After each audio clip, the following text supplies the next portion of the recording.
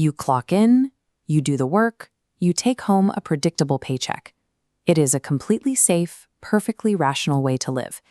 Yet, for many of us, that safety is accompanied by a quiet, persistent anxiety, the creeping suspicion that we are ignoring the exact thing we were supposed to do with our lives.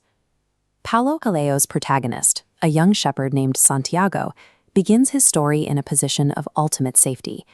He spends his days wandering the green plains of Andalusia, Spain, accompanied by his flock. He has food, security, and a clear path forward. But a recurring dream about a hidden treasure at the Egyptian pyramids interrupts that comfort, prompting him to leave everything behind. He meets a mysterious figure, King Melchizedek, who tells him the dream isn't random. It's a signal of his personal legend. According to the king, a personal legend is the true, innate purpose the universe has designed for you, the thing you knew you wanted to do when you were young, before the practicalities of adulthood got in the way. This diagram illustrates what the king calls the world's greatest lie. The lie is the societal consensus that at a certain age, we lose control of our own lives, and fate takes over. We accept the roadblock, assuming our dreams were always impossible, and settle for the routine. Santiago chooses to reject the lie. He sells his sheep and buys a ticket to North Africa. This establishes a difficult reality right from the start. True fulfillment does not allow you to stay where you are. It requires a terrifying leap away from the familiar, demanding you abandon your comfort zone entirely. This vintage illustration of the Tangier marketplace captures the chaotic reality Santiago faces the moment he steps off the boat in Morocco. He doesn't speak Arabic. He trusts the wrong person. Within 2 minutes of arriving in a new country, a local boy steals every single penny he made from selling his flock. Stranded with no money and no language skills, Santiago faces his first major psychological test. He sits in the empty market and realizes he has to make an active choice. He can view himself as a bitter victim of a scam or as an explorer on a difficult quest. He chooses the explorer. To survive, he takes a job cleaning glass for a local crystal merchant. The merchant is a fascinating character. He has spent his entire life dreaming of making a pilgrimage to Mecca. Thanks to Santiago's hard work, the shop booms. The merchant finally has enough money to go. But he refuses. This visualizes their two mentalities. The expanding spiral is Santiago, taking risks and maintaining painful forward momentum. The closed circle is the merchant, who admits the dream of Mecca is the only thing keeping him alive.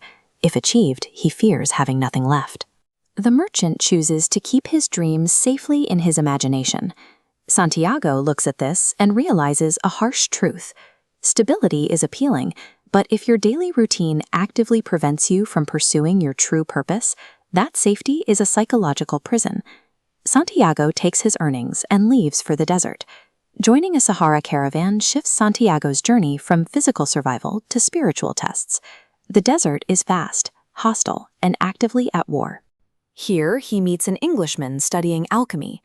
The Englishman believes knowledge comes from complex formulas, rigid intellect, and burying his nose in books.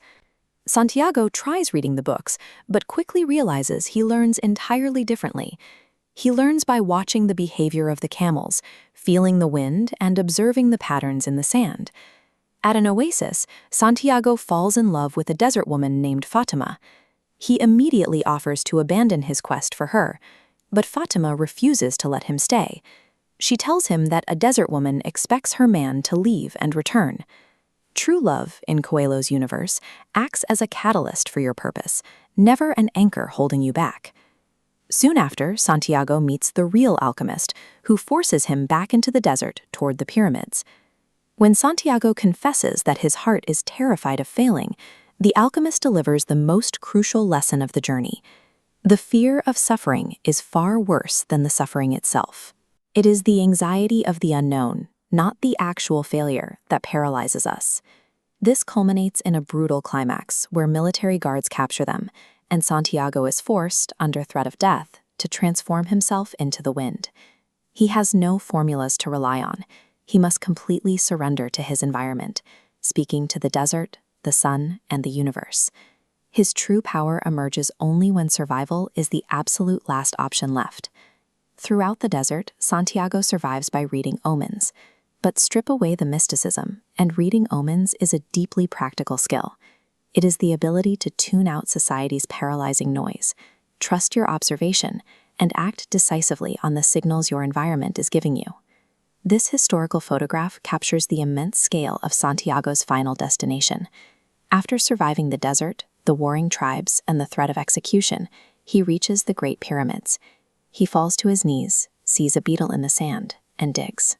He digs all night until his hands bleed. He finds absolutely nothing.